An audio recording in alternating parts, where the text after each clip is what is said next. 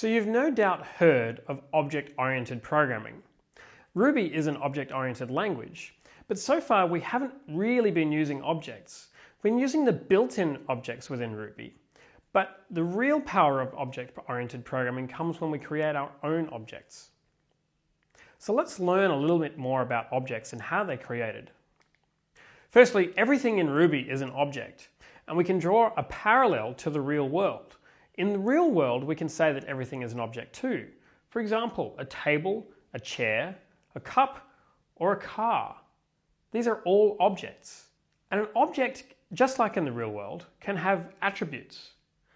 So what are the attributes of a car, for example? Well, we might say that a car has a particular color, say red or green. Or it might have a number of doors. What else is an attribute of a car? An object can also have actions.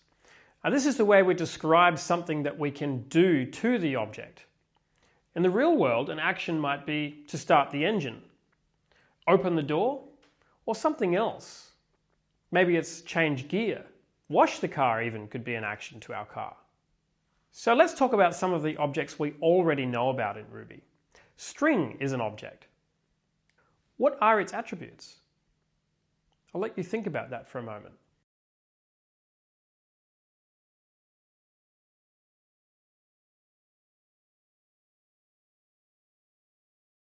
So a string really only has one attribute, and that is its length or size. What about its actions? The analogy that we can draw in Ruby is that an action is really just a method. So of course we have things like reverse and gsub, and these can be thought of as actions. What about the integer object? So the number 1, for example. What are its attributes? Once again, I'll let you think about that for a moment.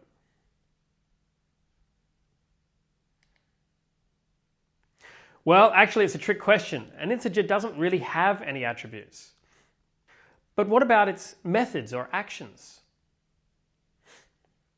Well, actually, an integer has a great many actions, and these are its methods, of course. So things like the to_f method, which converts an integer into a float, or the times method, which we would use to iterate a certain number of times. And even the operations themselves are actions or methods on the integer object, so plus or minus, addition, subtraction, multiplication, etc. Because the addition, multiplication, actions are actually methods, we can write them with the bracket notation in the same way that we would use to call a normal method. But because we wouldn't normally write a plus with a dot and brackets, Ruby allows us to ignore those things when we're using those particular kinds of methods. We're going to create your very first object. To create an object, we need to define a template for creating that object. This is known as a class. So a user has a particular class, and that is the template for creating more particular users. So for example, I am a human, but I am a particular instance of human known as Dan Draper. Let's define our first class. We're going to use the class keyword, which tells Ruby that this will be a class. Then we'll name our class. In this case, we'll call it user. Now classes must always start with a capital letter. So in this case, I'm going to call my class user with a capital U. In the next line, I'm going to define an attribute. So my user has a name. And to do this, I'm going to use the attrAccessor method. This is a method that's built into Ruby and allows us to define attributes on an object that we create. And I'm going to call this attribute simply name, and notice that I've used a symbol to do this. You'll see this usage of symbols quite often.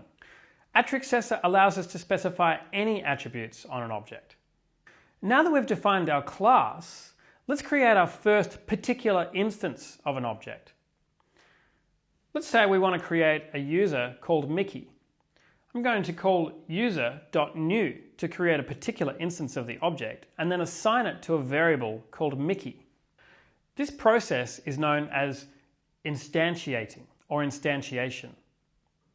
There's one problem here though. Can you spot it? We haven't assigned an attribute value for the name. We don't know the name of Mickey yet. All we've done is called our variable Mickey, but Mickey doesn't actually have an attribute of name. So in order to set the attribute on the Mickey variable that we've just created, which is a user object, we can now call Mickey.name equals Mickey.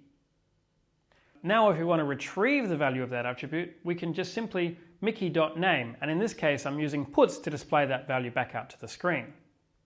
So now that you know how to create your first class and object, I'd like you to create a user class that has name, email, and age attributes. Create an instance of the user, set its attributes, and print them out. I hope you have fun creating your very first object. And as always, we'll go through the solution in the next video.